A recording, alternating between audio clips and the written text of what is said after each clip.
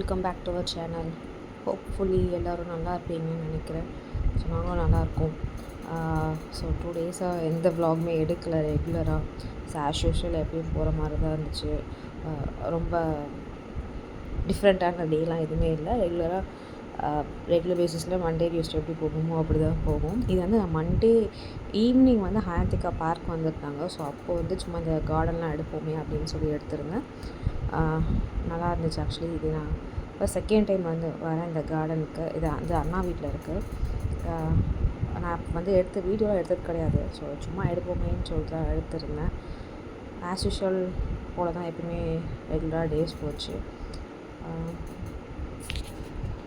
So இப்போ next வீக்லேருந்து work out பண்ணுற again அந்த வீடியோஸ்லாம் வரும். பட் ஆனால் மெயின்லி வந்து அப்டமன் ஒர்க் அவுட் எல்லாமே வந்து கண்டிப்பாக நான் வந்து அதில் காட்டுவேன். ஸோ எப்படிலாம் நீங்கள் ஒர்க் அவுட் பண்ணிங்க அப்படின்னா உங்கள் டம்மியை வந்து நீங்கள் சீக்கிரமாக ரெடியூஸ் பண்ணலாம் அப்படின்ற ஒரு ஐடியாஸ், டிப்ஸ், ட்ரிக்ஸ் எல்லாமே வந்து நான் உங்களுக்கு சொல்லுவேன்.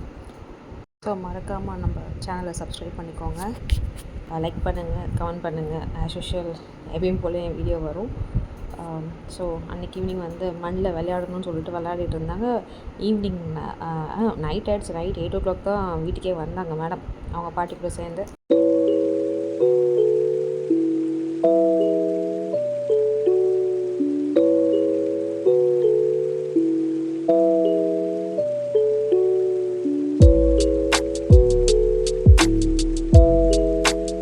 நெக்ஸ்ட்டு வரப்போகிறது என்னென்னு பார்த்தீங்க அப்படின்னா, எங்கள் அப்பா என்கிட்ட சோளாபூரி கேட்டிருந்தாங்க.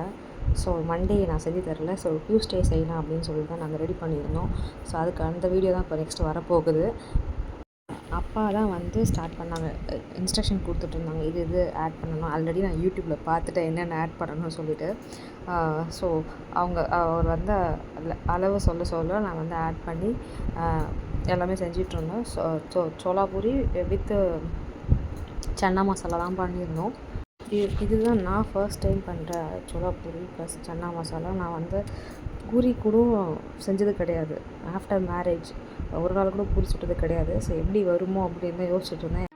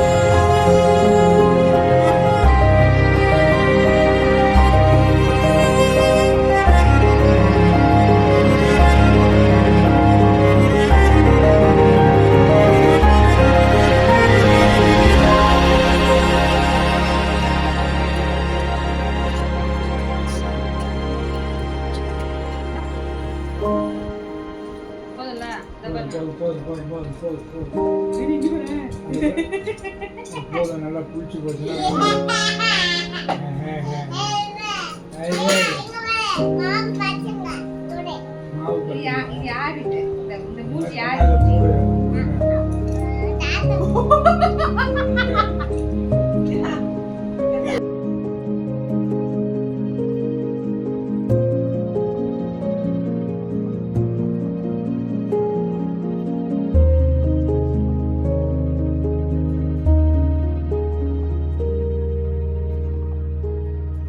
பிட்வீனில் வந்து நான் கொஞ்சம் சன்னா மசாலாவுக்கு வந்து ரெடி பண்ணிகிட்ருந்தேன்.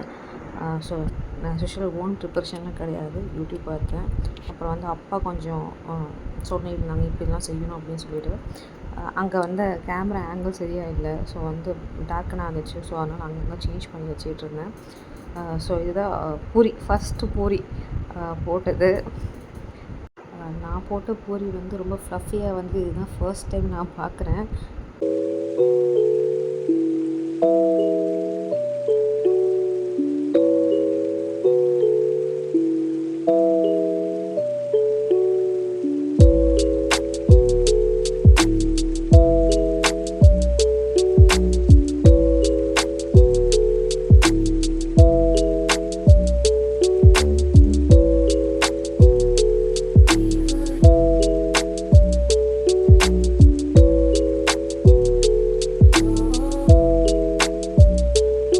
ஃபைனலி நான் சுட்ட பூரி வந்து ஃபர்ஸ்ட் டைம் வந்து நல்லா ஃப்ளஃபியாக வந்துருந்துச்சு.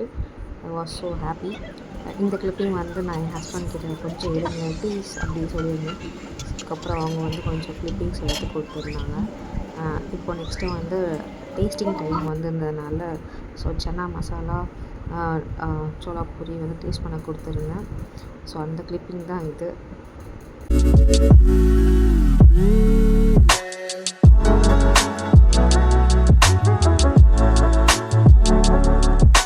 இனிமே சோளா பூரி என்னோடய மெனுவில் ஆட் ஆகிடும். இதுக்கப்புறம் என்ன பண்ணணும்னு சொல்லிட்டு யோசிக்க வேண்டிய அவசியமே கிடையாது.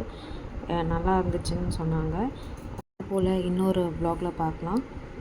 Happy me, happy family. பாய்.